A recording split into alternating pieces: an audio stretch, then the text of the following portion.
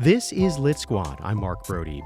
This episode features Dusti Bowling, a Valley-based author who writes both middle grade books as well as chapter books for younger readers. Bowling grew up in Arizona and still lives in the Valley. Many of her books take place here. One of her series focuses on a girl named Aven Green, who was born without arms. She's also written about characters dealing with poverty, with absent parents, or parents struggling with addiction. She has a new book out for younger readers in the Aven Green series, and a new novel, Dust, is being released later this summer. We caught up with Bowling to have a conversation about her book, Across the Desert. In it, the main character, Jolene, has a mom dealing with addiction, and the family does not have a lot of money. Here's my conversation with Dusti Bowling about why it's important for her to write characters who are kids with struggles of their own. Well, I've always definitely had a heart for the outsider, I guess you can say, especially when it comes to children. Growing up, I didn't have a lot of friends. I was painfully introverted and shy, and I was dealing with a lot of the issues that I write about in my books. Of course, not all of them, but some of them. And so I've just always had a heart for kids who maybe don't fit in, who are dealing with some pretty serious challenges at home.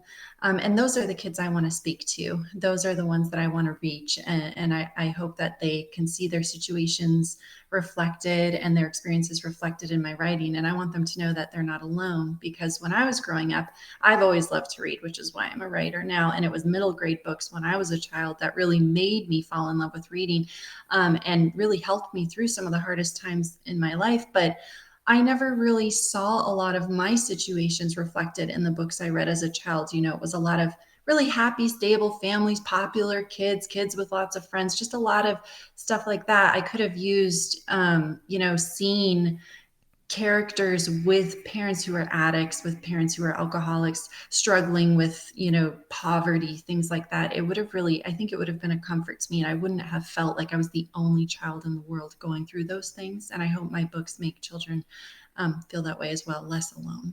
How much do you try to draw on your experiences when you're writing these characters? And how much maybe do you research or talk to other folks or just try to come up with them in other ways? Well, for Across the Desert, I would say I reached into my own child self and my own feelings more than ever before. This was the first book I wrote that was really strongly based on my experiences growing up with parents who were addicts, and a lot of the things that Jolene is dealing with. And so more than ever, I definitely reached into personal experience. But I feel like I always pull on my own childhood feelings and experiences in every character I write, some more than others. For the ones that I don't have a lot of direct experience with, for example, you had mentioned I wrote a character who doesn't have arms. It's a lot of research, extensive research, and a lot of meeting with people.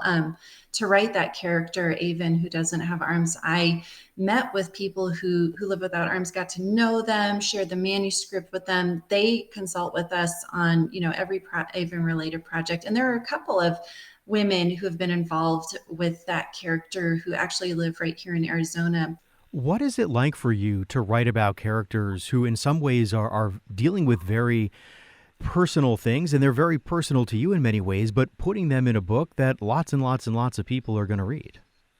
Well, you always feel like you're exposing yourself a bit as a writer. And for me, who was never super outgoing and super sociable, it can be very intimidating. It can be a little embarrassing at times to have yourself so exposed for the world to read. But I keep focused on the children and the people that I'm really trying to reach with those books. And it's very motivating to me, the thought that children who really need these stories are going to be reading them. And then when I get to connect with these children and hear from them what the book's meant to them, it's really motivating, and it's very special to me. So it's both scary, but also very, very exciting and motivating at the same time to open yourself up to so many people like that.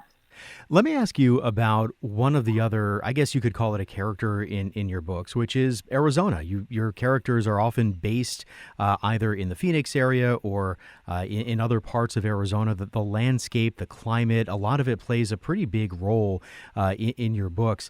I know that you live here now. I know you're born here, you grew up here. How did you come to decide that you were just going to write about this place specifically?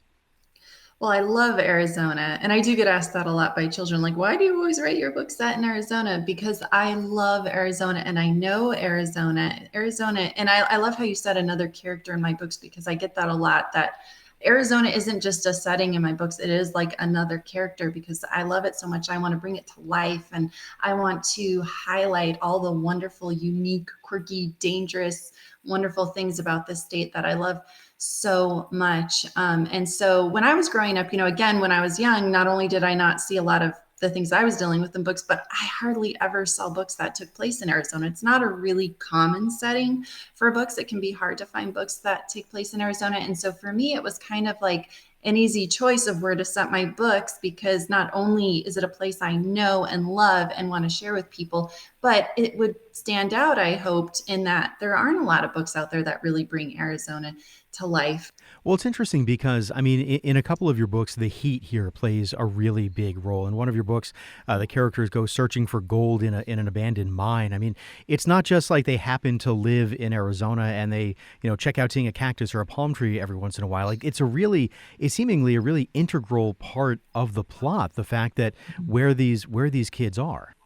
Yes, for sure. I mean, there's so much to work with in Arizona. Like, it would do it a disservice to just say, like, oh, and then there was a cactus over there. And I frequently, when I read books set in Arizona, you can tell that the author maybe did a little research, but hadn't really spent time here. And so, I want to really, truly make you feel like you're in Arizona when you're reading the books.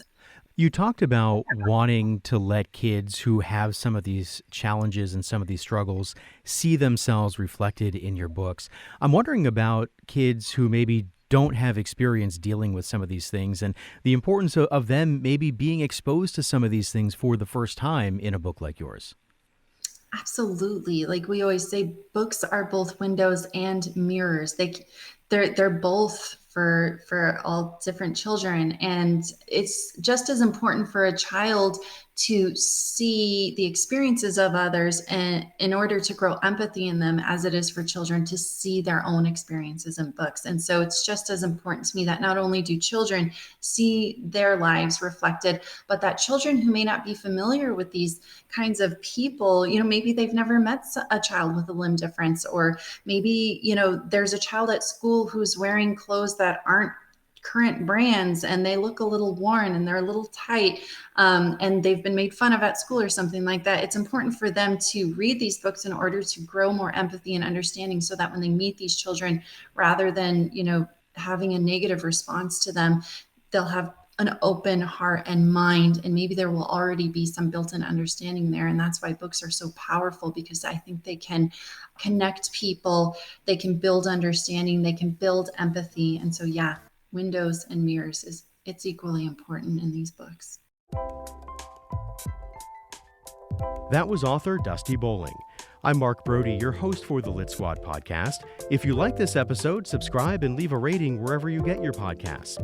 Lit Squad is a KJZZ original production. It was produced by Sativa Peterson. Until next time, thanks for listening.